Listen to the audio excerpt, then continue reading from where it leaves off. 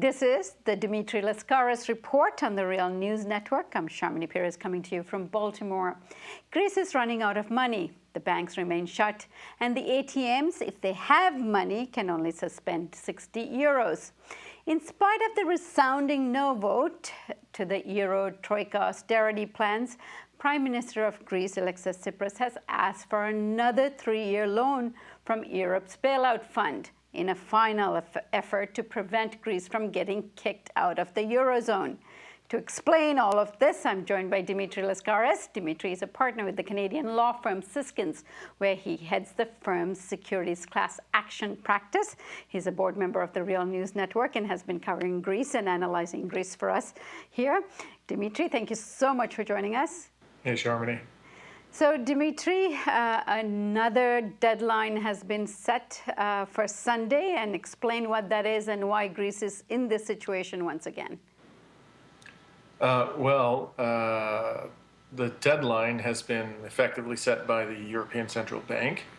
As of, I think it's midnight on Sunday, if there isn't a deal, at least one in principle, with the other members of the Eurozone, Greece's creditors outside of the Eurozone, principally the IMF, then the ECB says it will withdraw liquidity assistance for the Greek banking system, which will certainly precipitate a collapse of the banking system. Right now, the banks are closed, but they're dispensing money, sporadically at least, up to a maximum of 60 euros for each of their domestic clients. But if the banking system collapses, there isn't going to be any dispensation of money. So this is quite serious and will take the crisis to an entirely new level. Dimitri, there's a lot of focus on the Syriza leadership and the European Union and the Troika and the negotiations. Very little attention is being paid to, at least in the international media, what's really going on inside the government and what's happening in Greece in Parliament. Explain what you know so far. Well, when you and I last spoke, the major development within the government, this was very shortly after the resounding Ohi vote was delivered by the Greek people, was the resignation of the finance minister, Yannis Varoufakis. And you and I talked about the possible reasons for that, and I indicated I had my own theories, but all of them were kind of tentative, and a new theory has emerged from somebody who's, I think, got insights into what is happening within the Syriza leadership that many of us don't. It's Paul Mason of Channel 4 News. And he expressed the view, and he, by the way, interviewed Yannis Varoufakis several times in the last few weeks. He expressed the view that the reason why the ex-finance minister resigned was because he realized or felt that the leadership of the party was about to enter into a compromise with the Eurozone, which was not one that he could support in good conscience. And so he left the government. This is a credible theory, I have to say, because at the same time that ex-minister of Finance Varoufakis resigned, Alexis Tsipras, the Prime Minister, convened a meeting of other party leaders, including the neoliberal party New Democracy, another neoliberal party, Topotami, which characterizes itself as a centrist or center-left party. It isn't, and the so-called Socialist Party, which is clearly a neoliberal party at this stage, PASOK. And a statement emerged from that, a statement of national unity, although I don't think this can fairly be described at this stage as a national unity government.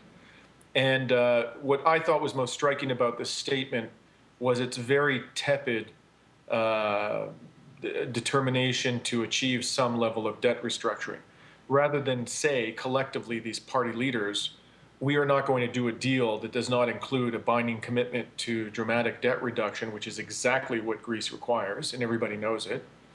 What they said was they wanted, it was really a plea, not a demand, a plea for Greece's creditors to enter into discussions at some stage in the future about some form of debt restructuring. This was essentially on the table before.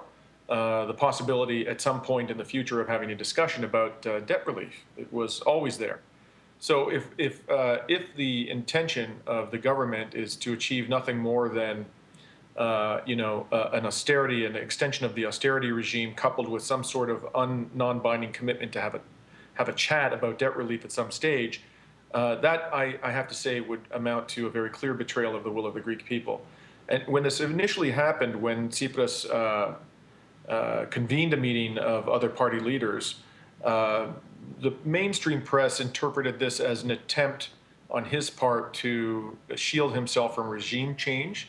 The thought seemed to be that if he had the leaders of those parties that I mentioned standing side by side with him, that there would be no effective means by which he could be deposed by the creditors.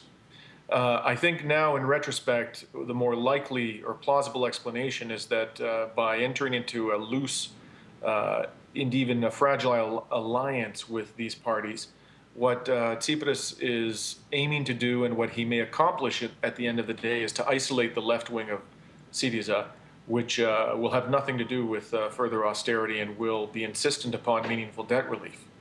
Because if he can rely upon the support of those parties in respect of any deal that he happens to strike with the Troika between now and the weekend, then he doesn't need the support of his leftist wing.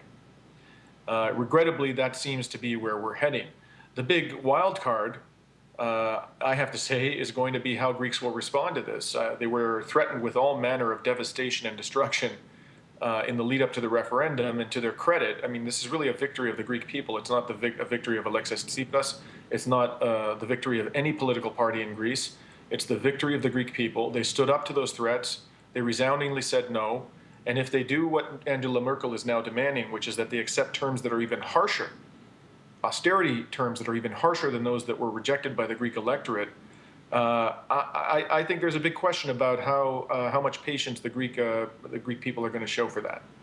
So what's really at stake here? What is Syriza trying to prevent here, being forced out of the Eurozone, obviously, but what does this mean in terms of their leadership, credibility, and ability to govern there? Well, I think after having called that referendum, I mean, there was a report by Ambrose Evans Pritchard of the Telegraph in the UK that Tsipras was depressed on the day after the referendum because he had expected to lose and in fact wanted to lose, and this had placed him in a bind. He wanted to have a democratic mandate to enter into an agreement for further austerity, and arguably even harsher austerity than anything Greece has had to endure thus far. So I think his credibility at this stage is really hanging by a thread, and I'm hopeful that he will summon the courage to stand up to the Troika, but that will mean, at this stage, it appears, an exit from the Eurozone. The reports are that 15 out of 18 governments support in the European Union currently support in some form Greece's exit from the Eurozone. They seem prepared, at least some of them, to have a discussion about doing that in an orderly manner, in a minimally humane manner. But there is very little appetite amongst the EU governments for Greece's continued participation in the euro. And as I've said many times, this is an extraordinarily complicated and challenging task to transition to another currency. It's something that he has to be preparing for. The entire leadership of Syriza has to be mobilized for this eventuality. Rather than do that, Alexis Tsipras today went to Strasbourg and the European Parliament and engaged in a fairly unseemly bout of mudslinging with some of the neoliberal leaders within Parliament, including Manfred Weber, a German politician who leads the neoliberal European People's Party. And he was essentially admonishing Tsipras to disavow critical statements that ex-finance minister Varoufakis had made about Eurozone leaders, in particular his claim that they were terrorists. Guy Verhofstadt of the Liberal Bloc, another neoliberal party within Europe, condemned Tsipras' approach to the crisis and said, it's time for him to prove himself to be a true reformer. And of course, in the language of European neoliberalism, reform means vicious austerity. This is what happened today. He spent an entire day basically being, tongue-lashed by people who, in normal circumstances, should be showing a great deal of respect to the Prime Minister of a sovereign state within the Eurozone. But they were treating him like a schoolboy.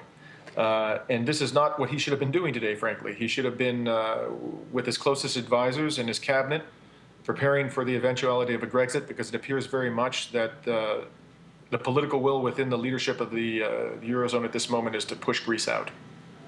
And if Greece is kicked out, again, Alexis Tsipras is in a situation of not being able to manage the situation at home because he's not actually preparing for what a default might look like at home. That does appear to be the case, regrettably. I think the writing is on the wall. Everybody who is a keen observer of the situation. I mean, you can see bank analysts are now saying it, and they're loath to say this sort of thing, that a Grexit seems likely.